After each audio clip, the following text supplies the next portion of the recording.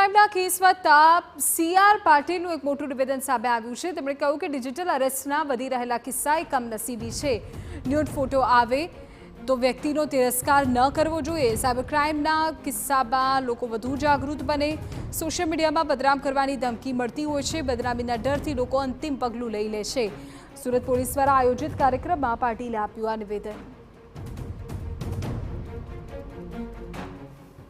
ઘણી બધી જાગૃતિ આવ્યા છતાં અને સતત પ્રિન્ટ મીડિયામાં પણ અનેક ડિજિટલ એરેસ્ટના કિસ્સાઓ સાંભળ્યા પછી પણ આવા બનાવો સતત બને છે એ આપણી કમનસીબી છે। રોજે રોજ સમાજે જાગૃત થઈને કહેવું જોઈએ કે આનાથી કોઈ ડરવાની જરૂર નથી। કોઈનો પણ આવો ન્યૂડ ફોટો લઈને જ્યારે એને બ્લેકમેલ કરવામાં આવે ત્યારે આપણે સમજવું જોઈએ કે આ ચોક્કસપણે અને બ્લેકમેલ કરવા માટે જ આ કરવામાં આવ્યું છે।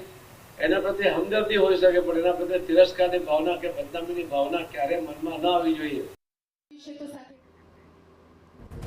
સાયબર ક્રાઇમના કેસ મુદ્દે ગૃહ રાજ્યપ્રધાન હર્ષ સંઘવીનું નિવેદન પણ સામે આવ્યું। તેમણે કહ્યું કે લોકોએ કોઈ લાલચ કે કોઈ પ્રકારની વાતમાં આવવું નહીં।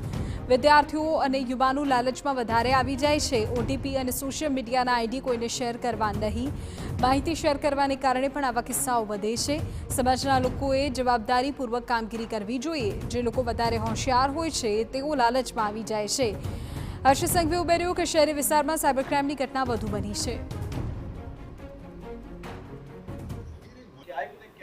સર્વેના માધ્યમથી અમને જે માહિતી મળી એ માહિતી એકદમ ચોંકાવનારી છે। જે લોકો વધારે હોશિયાર હોય છે, જે લોકો ભણેલા ગણેલા હોય છે, જે સ્ટુડન્ટ્સ એકદમ ટેકનો સેવી હોય છે, એ લોકો આ પ્રકારની લાલચમાં વધારે આવી જાય છે।